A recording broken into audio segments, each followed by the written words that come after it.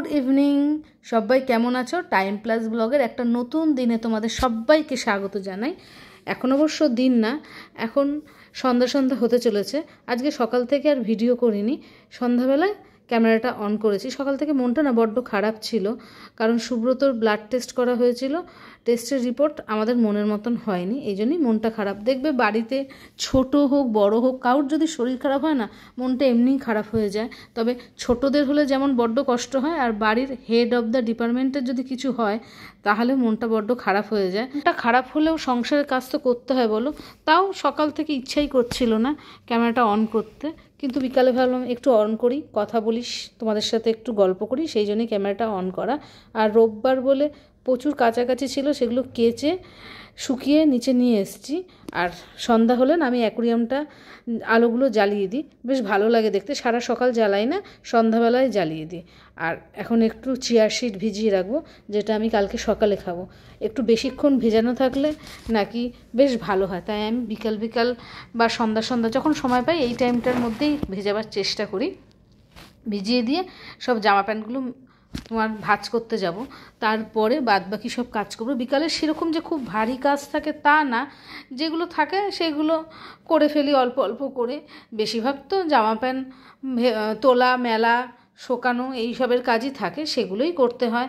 টুকটাক কিছু টিফিন করি, এইভাবেই বিকালটা আমার কেটে যায়। আর সবচেয়ে বেশি সময় লাগে হচ্ছিল এই জামা প্যান্ট ভাঁজ করতে। এগুলো দলা করে রেখে দিলে না কাঁচা জিনিস পরে তোমার একদম কুচকে যাবে, সেই জন্য এগুলো আগে আগে ভাঁজ করে যার যেটা তার সেটা সেখানে রেখে দেবো, তাই জন্য এগুলো ভাঁজ করে রাখা।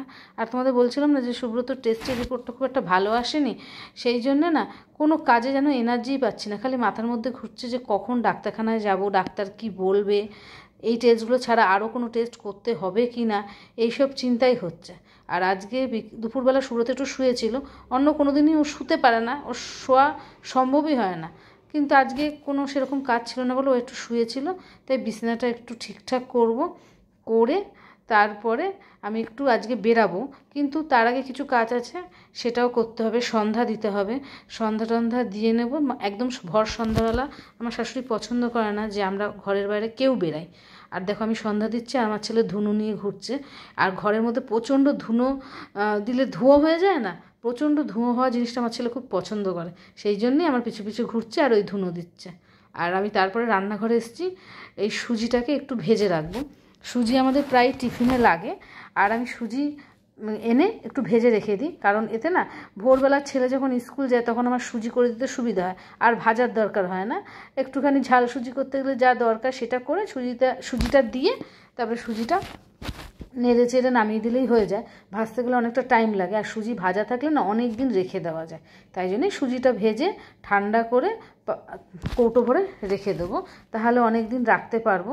আর এখন তো তোমার সুব্রত মাঝে মাঝে হয়তো একটু সুজি খাবে, আর তাই জন্য একটু বেশি করেই সুজি নিয়ে এসেছি, যে সুজিটা থাকলে পরে টিফিন খাওয়ার কোনো অসুবিধা হয় না।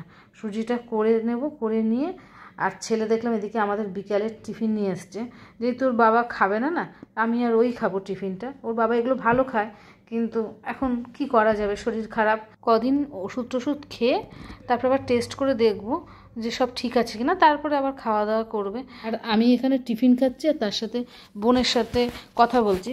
সারা সপ্তাহ ও অফিস করে বলে ও না ফোন করতেই পারে না, এই রোববার করেই দুজনে একটু কথা বলি, হয় সকালে বা সন্ধ্যাবেলা, কোনো না কোনো সময় ও ফোন করে, তখনই আমরা কথা টথা গল্প টল্প করি।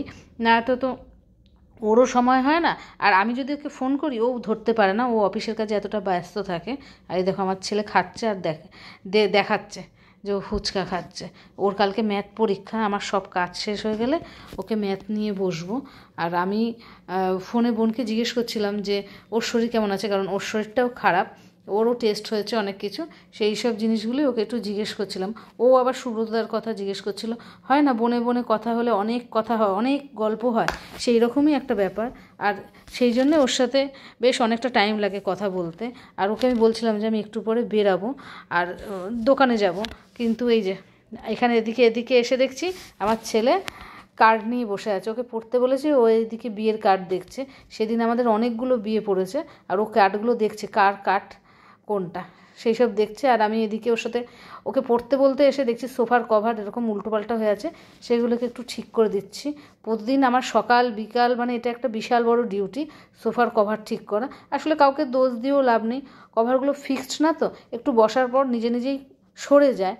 আর কত আর ওরা ঠিক করবে। আর সত্যি কথা বলতে ছেলেরা এদিকে গুরুত্বও কম দেয়। আর আমার বাড়িতে তো গুরুত্বটা একটু কমই, যেমন বাবা তেমন ছেলে, আমাকেই দেখতে হয়।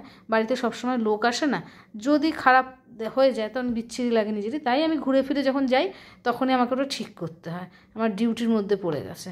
আর আমি এখন যাচ্ছি হলো জামা প্যান্ট ব্লাউজের দোকানে, জামা প্যান্ট না ব্লাউজ বানাতে দিয়েছি, সেই ব্লাউজ দুটো আনতে যাচ্ছি। আর চলেও এসেছি দোকানে, আর দোকানে এসে গল্প করছি, কারণ শুনলাম আমার ব্লাউজ হয়নি, জানি না কবে হবে, তাই জিজ্ঞেস করছি তাড়াতাড়ি দেওয়ার কথা বলাতে ওরা বললো কদিন অপেক্ষা করো। তারপর বাড়ি চলে এসেছি। আর এখন আমি একটু রান্না করব, আজকে একটু ডিমের ঝোল রান্না করব, সব বের করে রাখি, তারপর ছেলেকে পড়িয়ে তারপরে ডিমের ঝোলটা রান্না করব। আর দেখো আজকে কিন্তু মনটা ভালো নেই, তাও যেটুকু পারলাম তোমাদের সাথে শেয়ার করলাম।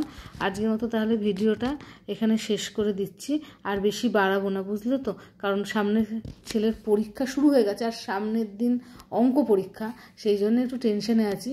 এই কাজগুলো করে রেখে ওর পাশে গিয়ে বসবো, তারপরে ডিমের ঝোল রান্না করব। তাহলে ভিডিওটা এখানে শেষ করছি। সবাই ভালো থেকো, সুস্থ থেকো, আর আমাকে সাপোর্ট করো। আর আজকের মতো তাহলে টাটা, বাই বাই। আর অবশ্যই কিন্তু লাইক কমেন্ট করো।